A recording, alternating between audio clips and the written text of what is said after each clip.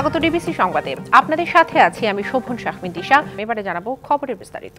জাতীয় শিক্ষাক্রম এবং পাঠ্যপুস্তক বোর্ডের পাঠ্যপুস্তক ইন্সপেকশন এজেন্টদের দরপত্রে ঘটেছে তুঘলকি কাণ্ড। সরকারের দেয়া দরের চেয়ে প্রায় 95 কমে কাজ করতে চায় পাঠ্যপুস্তকের ইন্সপেকশন এজেন্ট। এনসিটিবি বলছে, ছাপাখানা থেকে সুবিধা নেয়ার প্রবণতা থেকে এমন কম দামে কাজ নেয়ার ফাঁদ। পাঠ্য বই মানহীন হবার পেছনে এই প্রবণতার দায় দেখছেন ছাপাখানার মালিকরা। High tech survey and inspection service এনসিটিবির পাঠ্য বই ইন্সপেকশনের জন্য এবার টেন্ডারে অংশ নিয়ে দর দিয়েছেন সরকারের নির্ধারিত দরের চেয়ে 94.68 কম। অর্থাৎ মাধ্যমিকের পাঠ্য বই ইন্সপেকশনের জন্য সরকার নির্ধারিত 75 লাখ টাকার কাজ তারা করতে চাচ্ছেন মাত্র 4 লাখ টাকায়। কম বেশি এমন অবস্থা টেন্ডারে অংশ নেয়া 6টি কোম্পানিরই, যেখানে দ্বিতীয় সর্বনিম্ন দরদাতা দিয়েছেন সরকারের দরের চেয়ে 88.01 কম, আর সর্বোচ্চ দরদাতাও সরকারের দেয়া দরের চেয়ে 56.53 কম দর দিয়েছেন কাজ পেতে। এনসিটিবি বলছে, ইন্সপেকশন কোম্পানিগুলোর ছাপাখানা থেকে সুবিধা নেয়ার প্রবণতা রয়েছে, ফলে বিনা টাকায়ও কাজ করতে চায় তারা। ইন্সপেকশন যে এজেন্টগুলো পূর্বের রেকর্ড খারাপ, তাদেরকে কিন্তু তারা লোয়েস্ট প্রাইস করেছে এই উদ্দেশ্য নিয়ে যে তারা লোয়েস্ট পিপিআরের কারণে লোয়েস্ট প্রাইস কাজ পাবে, এরকম নিয়ে গত বছর -97% প্রাক্কলিত দরের চেয়ে কম সে কাজ পেয়েছিল। তার কাছ থেকে আমি কি আশা করতে পারি? এবার যখন আমি দেখলাম যে -94% সে লোয়েস্ট হয়েছে, তাকে কি করে আমরা কাজ দিতে পারি? এটা তো হতে পারে না। মুদ্রণ সমিতি বলছে, ইন্সপেকশন এজেন্টদের এমন কার্যক্রমের ফলে অনিয়ম করেন ছাপাখানার মালিকরা। সবাই তো চাইবে একটু কম টাকা দিয়ে, যদি 5 টাকা ঘুষ দিয়ে 10 টাকা প্রফিট করা যায়, 1 টাকা ঘুষ দিয়ে 2 টাকা প্রফিট করা যায়, সে তো করবে। চাপ তৈরি হয় আমাদের, তখন আমাদের মান নিম্নমান করতে বাধ্য হই আমরা। ফুললি বাতিল করে দেওয়া উচিত যারা এত লেসে টেন্ডার করবে। অকল্পনীয় কম দামে কাজের আগ্রহ এবং অভিযোগ সম্পর্কে নানা অজুহাত কোম্পানিগুলোর। তো কোনোভাবেই সম্ভব না, এটা আমাদের কোনো কারণ তারা ব্যাখ্যা করে নেই। আমাকে ধারণা ছিল যে ওরা রিটেন্ডার করে দেবে আর কি, যাদেরকে কাজটা দিয়েছে তারাও অনেক কম দেয়। এসব ইন্সপেকশন এজেন্টদের বিরুদ্ধে ব্যবস্থা নেয়ার প্রয়োজনীয়তার কথা বলছে সংশ্লিষ্ট সকলেই। মনিরুল সোহাগ, ডিবিসি নিউজ, ঢাকা। জাতীয় শিক্ষাক্রম এবং পাঠ্যপুস্তক বোর্ডের পাঠ্যপুস্তক ইন্সপেকশন এজেন্টদের দরপত্রে ঘটেছে তুঘলকি কাণ্ড। সরকারের দেয়া দরের চেয়ে প্রায় 95 কমে কাজ করতে চায় পাঠ্যপুস্তকের ইন্সপেকশন এজেন্ট। এনসিটিবি বলছে, ছাপাখানা থেকে সুবিধা নেয়ার প্রবণতা থেকে এমন কম দামে কাজ নেয়ার ফাঁদ। পাঠ্য বই মানহীন হবার পেছনে এই প্রবণতার দায় দেখছেন ছাপাখানার মালিকরা। দর্শক, এ বিষয়ে আরো বিস্তারিত জানার চেষ্টা করব। আমাদের সাথে বার্তা কক্ষ থেকে যুক্ত আছেন সিনিয়র রিপোর্টার মনিরুল সোহাগ। সোহাগ, এত বড় কাজ আসলে কেন নামমাত্র টাকায় করতে চায় ইন্সপেকশন এজেন্টরা? এতে পাঠ্য বইয়ের মানে কোনো প্রভাব পড়বে কিনা এবং এর বিকল্পই বাকি? আসলে আপনি জানেন যে কাজের বিষয় নিয়ে এই নিউজটি তৈরি করা হয়েছে, সেটি প্রায় 75 লাখ টাকার কাজ। অর্থাৎ মাধ্যমিকের পাঠ্য বই জাতীয় শিক্ষাক্রম থেকে যে বইগুলো ছাপানো হবে, সেই বইগুলোর ইন্সপেকশন করবে কারখানায়। যখন বইগুলো ছাপানো হবে তখন, অর্থাৎ এই বইয়ের কাগজের মান ঠিক আছে কিনা, ছাপার মান ঠিক আছে কিনা, বইয়ের কাভার ঠিক আছে কিনা, এবং সেগুলো বাইন্ডিংস এবং অন্যান্য যে সকল কার্যক্রম একটি বই প্রস্তুত করতে থাকে সেই বিষয়গুলো ঠিক আছে কিনা, সেটি তদারকি করার দায়িত্ব আসলে ইন্সপেকশন এজেন্টদের। এবং সেই টেন্ডারে যারা অংশ নিয়েছে আপনি দেখতেই পেলেন তাদের এই দরের চিত্র। এবং এই এত কম দামে আসলে কাজ করার যে আগ্রহ তাদের, এটির মূল কারণ যেটি এনসিটিবি সহ অন্যান্য অনেকেই সংশ্লিষ্ট অনেকেই বলছেন যে আসলে ছাপাখানা থেকে এই কোম্পানিগুলোর সুবিধা নেওয়ার একটি প্রবণতা রয়েছে। অর্থাৎ যদি মাধ্যমিকের পাঠ্য বই ছাপাতে 50টির উপরেও ছাপাখানা কাজ করে বা কাজ পায়, প্রতিটি কারখানা থেকে একটি মোটা অঙ্কের অর্থের বিনিময়ে আসলে ইন্সপেকশন এজেন্টগুলো তাদের ছাড়পত্র বা তাদের রিপোর্টটি তৈরি করে ছাপাখানার মালিকদের পক্ষে। এরকম একটি কথা কিন্তু প্রচলিত রয়েছে, যার কারণে তারা বিনা টাকায়ও কাজ করার আগ্রহ কিন্তু দেখিয়েছে কেউ কেউ, এরকম কথাও কিন্তু রয়েছে। অর্থাৎ সরকারি যে বাজেট আছে সেখান থেকে কোনো টাকাই দেওয়ার দরকার নেই, এজেন্টগুলোর এরকম মনোভাব যে তারা বিনা টাকায় এই কাজগুলো করে দেবেন। অর্থাৎ বইয়ের মান কি হলো সেটি কিন্তু আসলে মূল বিষয় না, মূল বিষয় হচ্ছে এজেন্ট যারা রয়েছেন তাদের যে লাভের বিষয় সেটি আসে। এবং এটি কিন্তু মুদ্রণ সমিতি যারা রয়েছেন, মুদ্রণ সমিতির নেতৃবৃন্দ রয়েছেন, ছাপাখানার মালিক রয়েছেন, তারাও কিন্তু স্বীকার করছেন যে আসলে তাদের এই প্রবণতার কারণে অনেক সময় ছাপাখানার মালিক যারা, তারা কিন্তু মূলত কম মানের কাগজ বা মানহীন বই অথবা মানে ছাড় দিয়ে আসলে তারা বিভিন্ন সমস্যার কথা জানাচ্ছিলেন আপনি। এই পরিস্থিতির আসলে সমাধান কি এবং এজেন্টদের নজরদারি কারা করতে পারে? এটি একটি বড় বিষয়। আসলে এজেন্টদের নজরদারির যে বিষয় সেটি আসলে এনসিটিবিকেই করতে হবে এবং এনসিটিবি সেটি করছে, কিন্তু বিষয় হচ্ছে সার্বক্ষণিক কিন্তু যখন বই ছাপার কার্যক্রম হয় কোনো কারখানায় কিন্তু দিন রাত 24 ঘন্টা একটানা কাজ চলে। এই সময়টিতে এজেন্ট আসলে কতটুকু নজরদারি রাখলো সেটি নজরদারি রাখার দায়িত্ব এনসিটিবির, এবং এনসিটিবির সেই পরিমাণ জনবল কিন্তু এখন পর্যন্ত নেই যে সবগুলো কারখানায় সার্বক্ষণিক তারা লোকবল রাখবেন এবং সেই জায়গাটিতে তারা নজর রাখতে পারবেন। তবু তাদের চেষ্টার কথা তারা জানিয়েছেন। তবে এজেন্ট যারা রয়েছেন ইন্সপেকশন, তারা যদি সততার সাথে আসলে এই ইন্সপেকশনের কাজটা না করে সেক্ষেত্রে পাঠ্য বইয়ের শতভাগ পূর্ণ মান সম্পন্ন পাঠ্য বই পাওয়া কিন্তু আসলে দুষ্কর ব্যাপার। তো এই ছিল এই বিষয়ের বিস্তারিত তথ্য। সোহাগ, ধন্যবাদ আপনাকে। র্যাবের হাতে গুম, নির্যাতন এবং হত্যার ঘটনায় ক্ষমা চাইলেন সংস্থাটির মহাপরিচালক AKM শহীদুর রহমান। তিনি বলেন, প্রকৃত বিচারের মাধ্যমে তার বাহিনীর দায় মুক্তি সম্ভব। শতাধিক আয়নাঘরের অস্তিত্বের কথা অস্বীকার করেছেন র্যাবের প্রধান। জানান, এ বাহিনী বিলুপ্তির বিষয়ে সরকারের সিদ্ধান্তই চূড়ান্ত হবে। সম্প্রতি মানবাধিকার লঙ্ঘন এবং বিচার বহির্ভূত হত্যার অভিযোগ তুলে পুলিশ সংস্কার কমিশনের কাছে র্যাব বিলুপ্তির সুপারিশ করে বিএনপি। অন্যদিকে চলছে গুম কমিশনের তদন্ত কার্যক্রম। এমন পরিস্থিতিতে বৃহস্পতিবার এক সংবাদ সম্মেলনে হাজির হন বাহিনীটির মহাপরিচালক AKM শহীদুর রহমান। লাভ হোক এটা আমি আশা করি। কারণ বাজারে র্যাব মিডিয়া সেন্টারে আয়োজিত অনুষ্ঠানে ডিজি বলেন, সরকারি চূড়ান্ত সিদ্ধান্ত নেবে সংস্থাটি বিলুপ্তির। আইন শৃঙ্খলা উন্নয়নের জন্য যে কাজ করে প্রথমবারের মতো র্যাবের বিরুদ্ধে গুম ও খুনের অভিযোগ স্বীকারও করলেন বাহিনী প্রধান। র্যাব দ্বারা নির্যাতিত বা অত্যাচারিত হয়েছেন তাদের কাছে এবং যারা হত্যাকাণ্ডের শিকার হয়েছেন, যেমন নারায়ণগঞ্জের 7 খুন সহ যারা র্যাব কর্তৃক হত্যাকাণ্ডের শিকার হয়েছেন তাদের পরিবারের কাছে আমরা দুঃখ প্রকাশ করি এবং ক্ষমা প্রার্থনা করি, এবং পাশাপাশি এই সমস্ত ঘটনার সুষ্ঠু তদন্তের মাধ্যমে এর বিচার যাতে হয় সেটা আমরা প্রত্যাশা করি।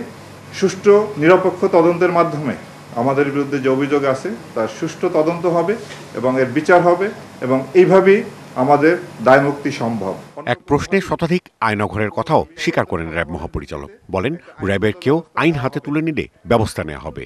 র্যাবে যে আয়নাঘরের যে বিষয়টা এসেছে সেটা আপনার এটা তো ছিল, আছে, এবং কমিশন আমাদেরকে নির্দেশ দিয়েছেন যে যে যা অবস্থায় আছে ওই অবস্থায় রাখার জন্য। কোথাও এখন কোনো রকম যেন কোনো পরিবর্তন না করা হয়, অ্যাকর্ডিংলি আমরা ঠিক ওইভাবেই রেখেছি যা যেভাবে ছিল অতীতে। প্রতিষ্ঠার শুরু থেকে জঙ্গি গ্রেপ্তার নিয়ে র্যাব কোনো নাটক সাজিয়েছিল কিনা এমন প্রশ্নে মহাপরিচালক বলেন, জঙ্গি তৎপরতা দমনে আগের মতোই সক্রিয় থাকবে তার বাহিনী।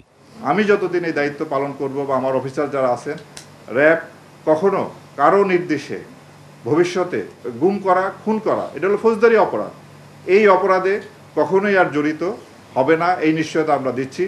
Rajib Ghosh, DBC news, Dhaka. র্যাবের হাতে গুম, নির্যাতন এবং হত্যার ঘটনায় ক্ষমা চাইলেন সংস্থাটির মহাপরিচালক AKM শহীদুর রহমান। তিনি বলেন, প্রকৃত বিচারের মাধ্যমে তার বাহিনীর দায় মুক্তি সম্ভব।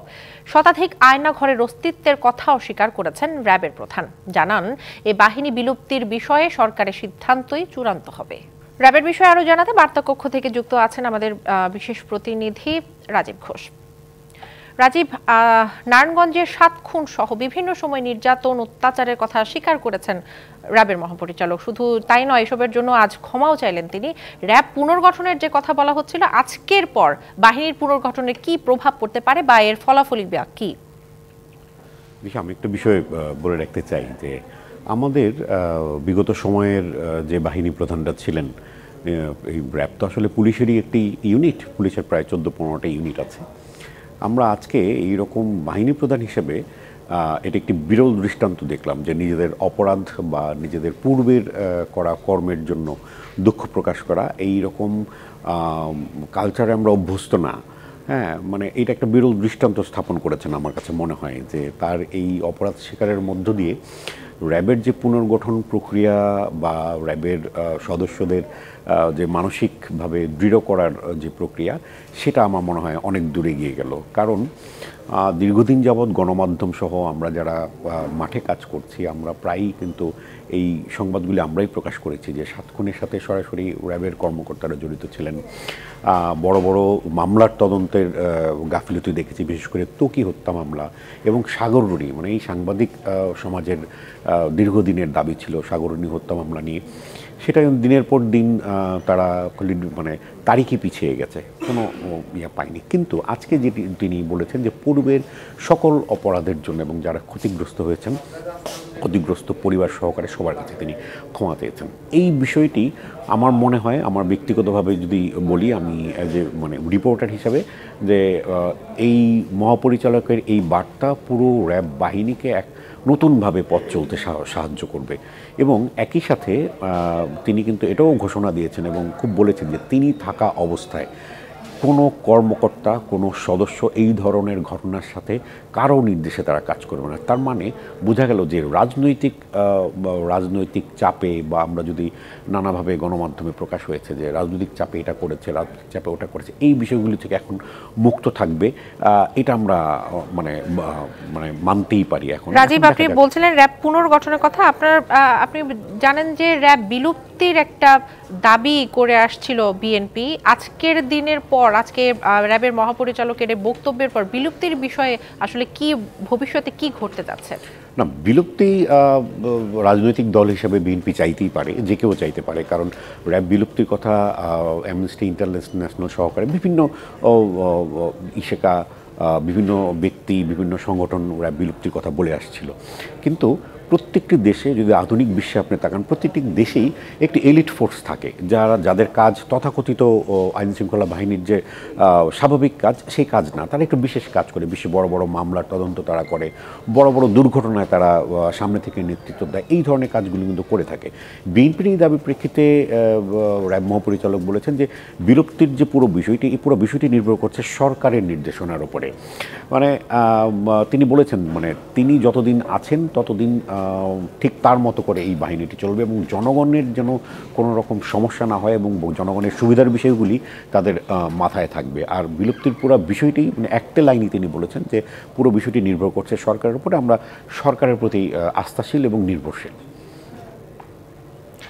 অনেক ধন্যবাদ রাজীব, আপনাকে অনেক ধন্যবাদ।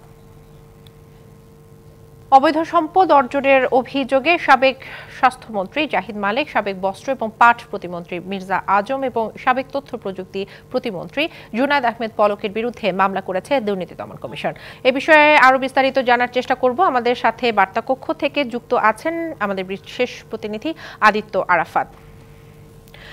আদিত্য, অবৈধ সম্পদের যে প্রমাণ পেল, তাদের ভাগ্যে আসলে কি ঘটতে পারে, কিছু জানতে পেরেছেন কিনা আমাদের জানাবেন।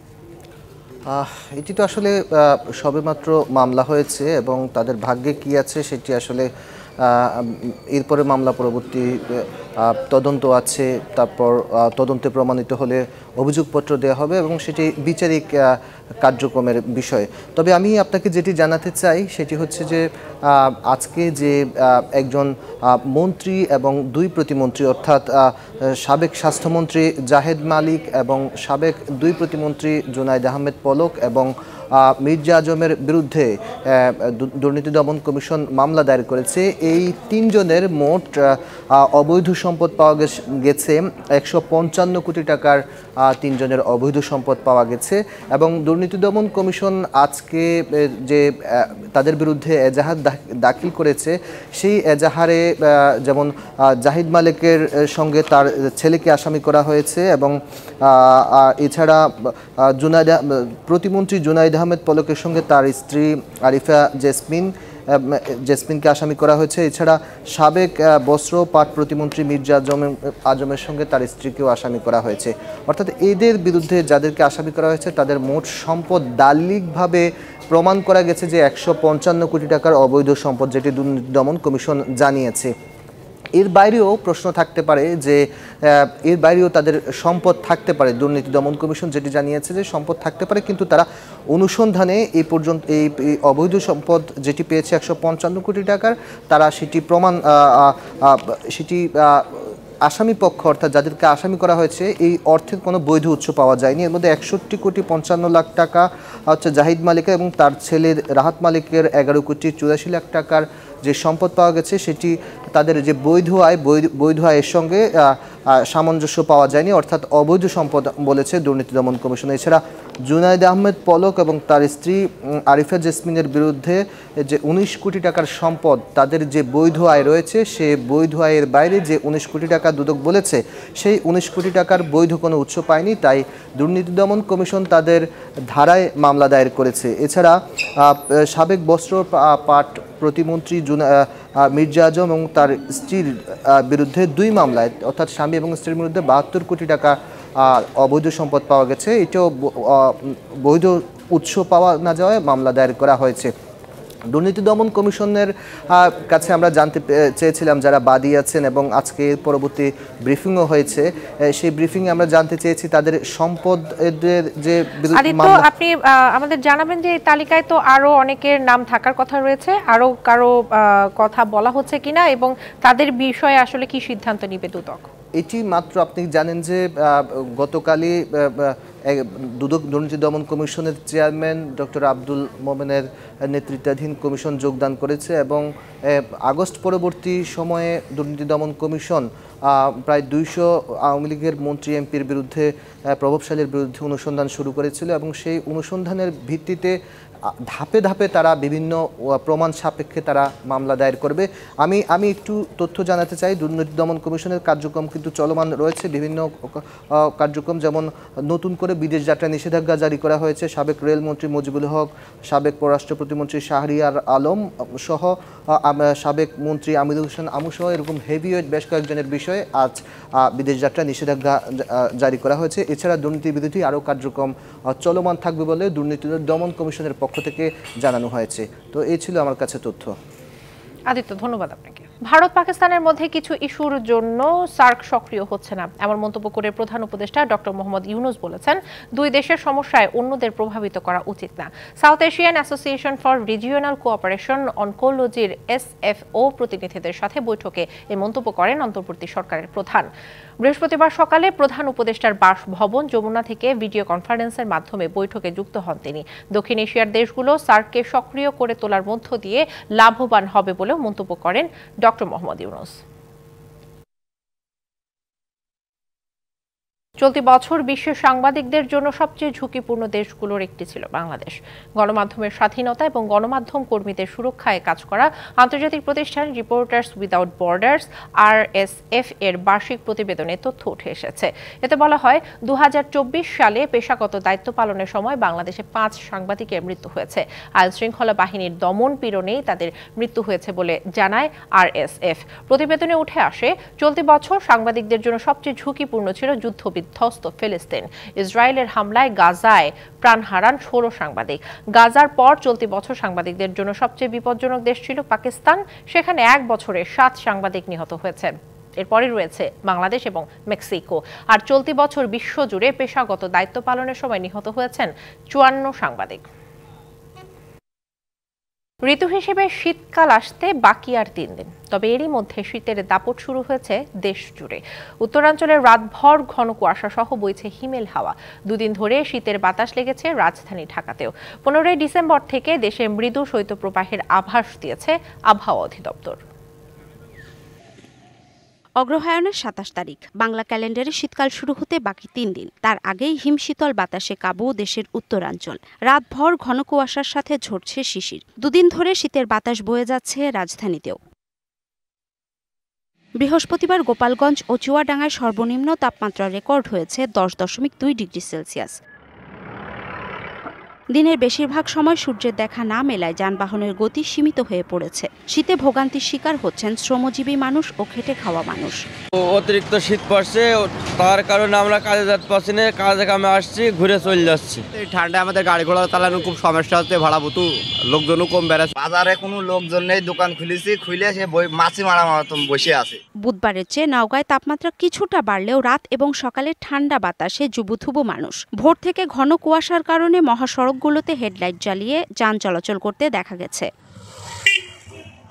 ঘন কুয়াশায় ঢাকা পড়েছে উত্তরের জেলা পঞ্চগড়ের পথঘাট। বুধবার রাতভর ঝরতে থাকে বৃষ্টির মতো কুয়াশা। 2 দিন ধরে সূর্যের দেখা না মেলায় অনুভূত হচ্ছে তীব্র শীত। আজকে তো খুব কুয়াশা, ঠান্ডা ঠান্ডা। আজকে কাজে যাবো, খুব ঠান্ডা করতেছে। কাজ করতে যাচ্ছি কিন্তু কুয়াশার মধ্যে কাজ করা যায় না, আমি ঘুরে চলে আসলাম। উত্তরের জেলা ঠাকুরগাঁওয়েও শুরু হয়েছে শীতের দাপট। সকালে তাপমাত্রা রেকর্ড করা হয়েছে 13.2 ডিগ্রি সেলসিয়াস। এদিকে শীতের কাপড়ের অভাবে কষ্ট পাচ্ছেন খেটে খাওয়া মানুষ। স্থানীয় প্রশাসন জানিয়েছে দরিদ্রদের মাঝে শীতবস্ত্র বিতরণ কার্যক্রম শুরু হয়েছে। তবে এই উদ্যোগ যথেষ্ট নয় বলে দাবি করছেন ভুক্তভোগীরা। 15 ডিসেম্বর থেকে তাপমাত্রা আরও কমে আসতে পারে বলে জানিয়েছে আবহাওয়া অধিদপ্তর। যেহেতু আমরা রোদের তাপ পাচ্ছি না, সেজন্য শীতের তীব্রতাটা কিছুটা বেশি পরিমাণে অনুভূত হচ্ছে। 15 তারিখের দিকে শৈত্যপ্রবাহর হওয়ার সম্ভাবনা রয়েছে দেশের কিছু কিছু জায়গায়। Arghyamitra Tarafdar, DBC news desk. NCL টি20-র দ্বিতীয় দিনে বরিশালের বিপক্ষে 1 রানে জয় পেয়েছে খুলনা। দিনের আরেক ম্যাচে সিলেটের বিপক্ষে 12 রানে জয় পেয়েছে চট্টগ্রাম। এদিকে রাজশাহীকে 8 রানে হারিয়েছে ঢাকা মেট্রো। অপরদিকে ডিএলএস মেথডে রংপুরকে 21 রানে হারিয়েছে ঢাকা বিভাগ। প্রথম ম্যাচে শেষ ওভারের উত্তেজনায় বরিশালকে মাত্র 1 রানে হারায় খুলনা। টসে হেরে ব্যাটিংয়ে নেমে 9 উইকেটে 130 রান তোলে খুলনা। সর্বোচ্চ 39 রান করেন অধিনায়ক নুরুল হাসান সুহান। বরিশালের হয়ে কামরুল ইসলাম রাব্বি নেন 23 রানে 4 উইকেট। জবাবে ব্যাট করতে নেমে আব্দুল মজিদের অর্ধশতকে জয়ের সম্ভাবনা জাগায় বরিশাল, কিন্তু নির্ধারিত ওভারে 129 রানে থামতে হয় তাদের। দিনের আরেক ম্যাচে চট্টগ্রাম 12 রানে হারিয়েছে সিলেটকে। টসে হেরে ব্যাট করতে নেমে সিলেটকে 146 রানের টার্গেট দেয় চট্টগ্রামের হয়ে 33 বলে 65 রান করেন তামিম ইকবাল। জবাবে ব্যাট করতে নেমে 133 রানে গুটিয়ে যায় সিলেট।